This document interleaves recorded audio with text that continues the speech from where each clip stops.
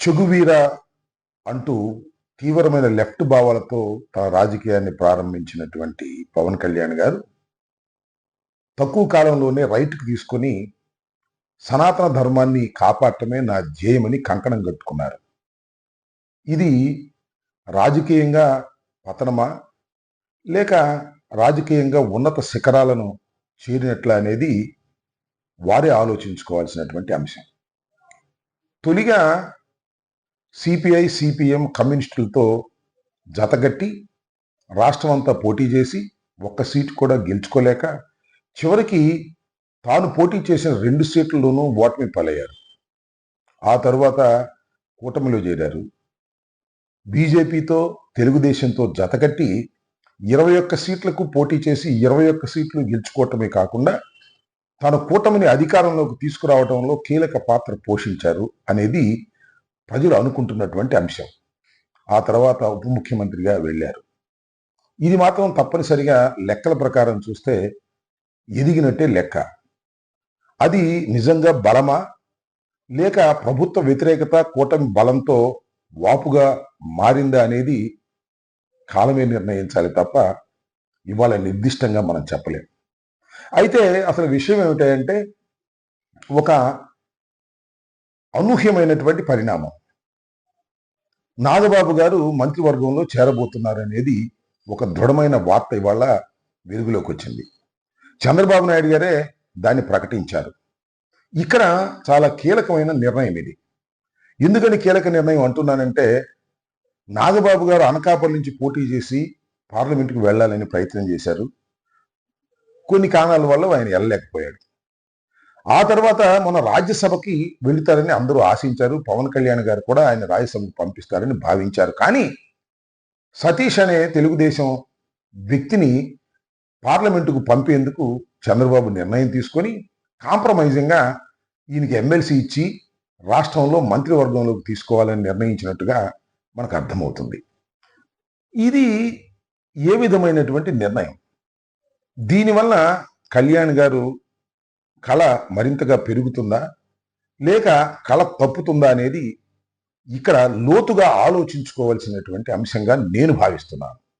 ఎందుకంటే ఈ రాష్ట్రంలో చాలామంది పవన్ కళ్యాణ్ గారి మీద ఆశ పెట్టుకున్నారు. 21 సీట్లు గెలుచుకుంటే 3 మంత్రులు అయ్యారు. ఇంకా బీసీలు ఉన్నారు, ఇంకా ఇతర సామాజిక వర్గాలు ఉన్నారు. నాకు ఒకటి గుర్తొస్తుంది.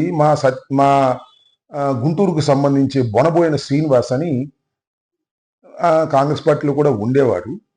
ఆ తర్వాత పవన్ కళ్యాణ్ గారు పార్టీ పెట్టిన తర్వాత దూకుడుగా ఆ పార్టీలో చేరి ఆ పార్టీలో శ్రమించాడు. ఒకానొక సందర్భంలో అతనికి కారు ఉంటే బాగుంటుంది, అతను మంత్రి అయితే బాగుంటుంది అని బహిరంగంగానే చెప్పారు. మరి అలాంటి వాళ్ళు చాలా మంది ఉన్నారు ఈ రాష్ట్రంలో. చాలా మంది పవన్ కళ్యాణ్ గారి మీద ఆశ పెట్టుకున్నారు.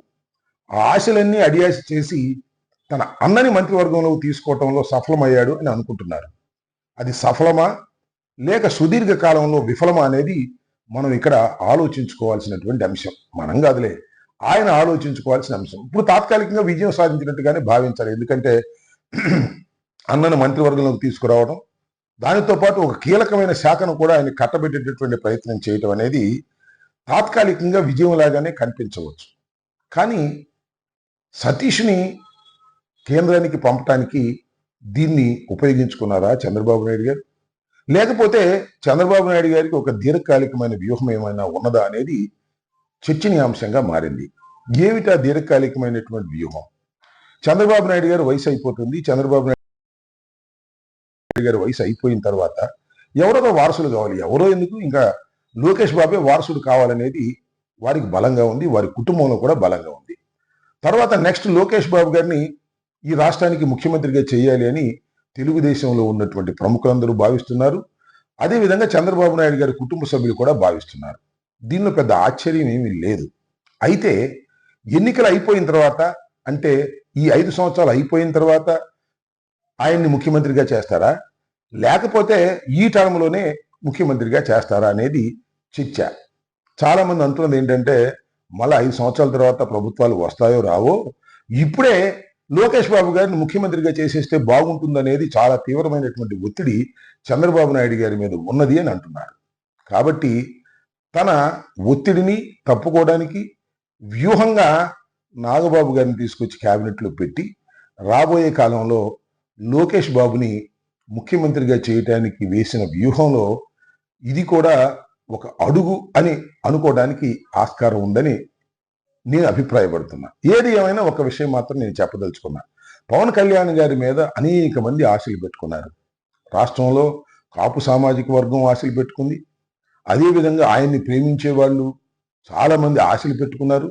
చివరికి తన కుటుంబం వరకే పరిమితం అయిపోయేటటువంటి రాజకీయాలు పవన్ కళ్యాణ్ గారు నడుపుతున్నారు అనేది ఆ శ్రేణులకు నచ్చనిది, ప్రజలకు నచ్చనిది అనేది కూడా నేను ఈ సందర్భంగా చెప్పదలుచుకున్నా. ఏది ఏమైనా ఈ నిర్ణయం వల్ల పవన్ కళ్యాణ్ గారు కళ తప్పుతున్నారని, రోజు రోజుకి పవన్ కళ్యాణ్ గారు తన యొక్క విధి విధానాల పట్ల సక్రమంగా ఉండటం లేదు అనేటువంటి భావన రాష్ట్ర ప్రజల్లో, అదేవిధంగా ఆయన అభిమానుల్లో, జనసేనలో కలిగే అవకాశాలు ఉన్నాయనేది నా అభిప్రాయం.